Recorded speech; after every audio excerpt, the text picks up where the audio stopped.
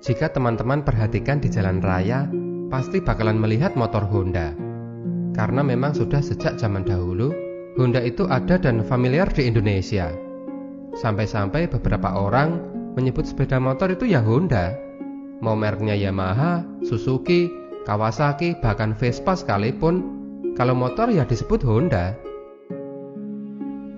Lalu siapa sih penemu motor Honda itu? Dia bernama Soichiro Honda. Ia lahir pada tanggal 17 November tahun 1906. Ia adalah anak pertama dari keluarga miskin yang ayahnya bekerja sebagai pandai besi dan juga ahli mereparasi sepeda. Honda menghabiskan masa kecil membantu ayahnya di dalam bengkel. Honda tidak tampan, tidak juga pandai. Di sekolah prestasinya biasa-biasa saja. Bahkan ia sering duduk di belakang agar terhindar dari pandangan guru. Namun Honda kecil itu sangat mengagumi teknologi. Ia bisa menghabiskan banyak sekali waktu di tempat penggilingan padi hanya untuk melihat mesin diesel yang menjadi motor penggeraknya. Honda juga sangat terpukau kalau melihat pesawat terbang. Ia heran bagaimana dengan bentuk sebesar dan seberat itu suatu benda bisa terbang melayang di udara. Honda kecil juga sering melakukan percobaan teknologi. Ia mengotak-ngatik sepeda di bengkel ayahnya dengan tang dan alat-alat yang bisa ia ambil dari lemari penyimpanan alat bengkel ayahnya. Ia coba memperbaiki sepeda yang ada. Meskipun alih-alih memperbaiki, sepeda yang ia pegang justru malah tambah rusak dibuatnya. Tapi ayahnya tidak marah. Malah suatu ketika, Honda diajak naik sepeda lalu dibelikan alat-alat bengkel di sebuah toko di kota. Honda sangat senang dengan pemberian ayahnya itu. Di perjalanan pulang, Honda merengek minta gantian ia yang naik sepeda memboncengkan ayahnya. Tentu saja ayahnya melarang. Badan Honda kurus sementara jalan banyak yang menanjak. "Kamu tidak akan kuat, nak," kata ayahnya sembari tersenyum. Honda mencoba dan benar saja, ia jatuh tidak lama kemudian. Tapi di dalam hati ia berjanji, pada suatu ketika nanti aku akan memboncengkan ayah pergi berkeliling kota menggunakan sepeda. Di usia 15 tahun Honda memutuskan pergi ke Tokyo. Ia ingin bekerja mandiri. Ia bekerja di sebuah bengkel. Bosnya sangat senang melihat cara kerjanya. Setiap suara yang mencurigakan pada mesin, setiap oli yang bocor tidak luput dari perhatiannya. Honda itu seperti memiliki indera keenam dalam hal mesin. Mungkin karena memang ia sudah terlatih sejak kecil berkutat dengan mesin. Di usia 21 tahun, bosnya membuka kantor cabang di Hamamatsu. Honda pun pindah ke sana. Di Hamamatsu, prestasi kerjanya tetap baik, bahkan semakin baik. Kerjanya cepat dan membuat pelanggan senang dengan hasilnya. Pelanggan mengatakan, "Biasanya jika mobil saya rusak, perbaikannya itu butuh 1 minggu loh. Tapi jika dikerjakan oleh Honda, itu cuma butuh 2 hari saja." Dalam perjalanan hidupnya, saat ia memulai usaha, jalan Soichiro Honda sungguh sangat penuh dengan tantangan. Honda menandatangani hak patennya yang pertama pada usia 30 untuk penemuan jari-jari mobil yang terbuat dari logam. Sebelumnya jari-jari mobil dibuat dengan kayu dan sangat tidak nyaman. Luar biasa, ruji-ruji logamnya laku keras dan diekspor ke seluruh dunia. Setelah menciptakan ruji, Honda ingin melepaskan diri dari bosnya, membuat usaha bengkel sendiri. Ia membuat ring piston, lalu menawarkannya kepada Toyota. Toyota saat itu sudah merupakan perusahaan besar dalam hal membuat mobil. Tapi harapan Honda tidak sesuai kenyataan. Karyanya ditolak Toyota. Ring piston buatannya tidak lentur dan dianggap tidak memenuhi standar. Padahal membuat ring piston itu dilakukan Honda siang malam, berhari-hari, selama lebih dari 3 bulan dan hampir menghabiskan seluruh uangnya. Beberapa teman mencibirnya. "Hahaha, rasain kamu, sudah enak kerja di perusahaan kok malah keluar.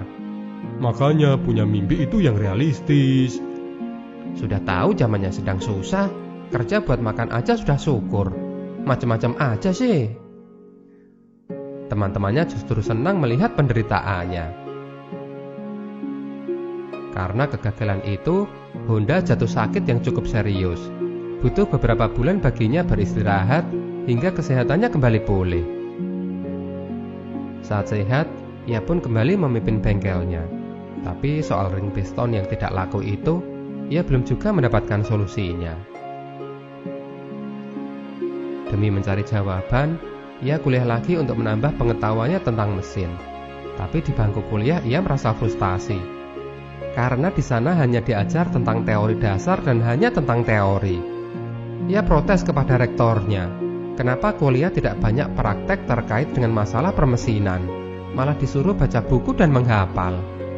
Penjelasan itu justru dianggap sebagai penghinaan. Honda pun dikeluarkan dari kampus dengan tidak hormat.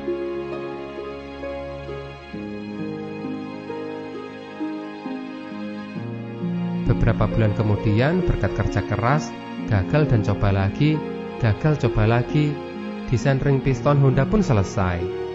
Saat ring itu kembali ditawarkan kepada Toyota, perusahaan itu akhirnya mau menerimanya. Honda sangat senang dengan pencapaiannya itu. Tapi saat Toyota memberikan kontrak dan Honda berniat mendirikan pabrik, Honda kesulitan mendapatkan dana. Saat itu Jepang sedang bersiap berperang. Tapi Honda tidak kehabisan akal. Ia mencari modal sendiri dengan meminjam ke orang-orang. Tapi saat modal sudah terkumpul dan pabriknya jadi, perang meletus dan pabriknya terbakar. Malah tidak hanya sekali, tapi sampai 2 kali. Honda memandang pabriknya yang ia dirikan dengan susah payah telah hancur berubah menjadi abu. Honda merasa sangat sedih sekali. Tapi Honda tidak mau menyerah.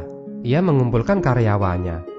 Lalu diperintahkan mengambil sisa kaleng bensol yang dibuang kapal Amerika untuk digunakan sebagai bahan mendirikan pabrik. Pabrik harus berdiri lagi. Pesanan dari Toyota harus ia selesaikan. Tapi saat pabrik telah berdiri dan siap digunakan untuk bekerja, mendadak terjadi gempa bumi yang hebat. Pabriknya luluh lantak, hancur porak-poranda. Tidak lagi memiliki dana, Honda akhirnya menjual apa yang tersisa dari pabrik ring pistonnya ke Toyota. Setelah itu, Honda mencoba beberapa usaha lain. Tapi semuanya gagal. Kehidupan sangat berat di saat itu. Bahkan hanya sekedar untuk membeli makanan untuk keluarganya pun ia tidak sanggup. Di jalanan, mobil juga tidak tampak.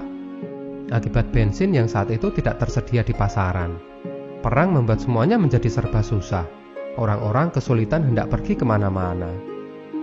Melihat itu, Honda lalu membuat sebuah mesin yang ia tempatkan pada sepeda. Tujuannya sederhana sih, agar dalam kondisi bensin yang minim, orang tetap bisa bertransportasi. Meskipun pakai sepeda, tapi kan sudah ada mesinnya, jadi tidak capek kalau perjalanan jauh. Siapa sangka, sepeda bermotor itu ternyata malah sangat diminati orang-orang. Para tetangga memesan sepeda bermesin buatan Honda itu. Juga orang-orang dari luar kota yang mendengar sepeda bermotor buatan Honda. Honda itu sampai kewalahan memenuhi pesanan itu.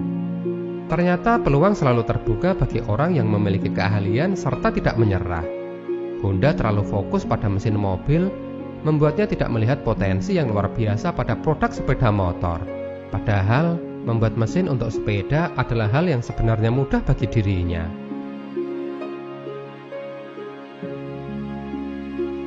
Disinilah, Honda yang optimis kembali mendirikan pabrik.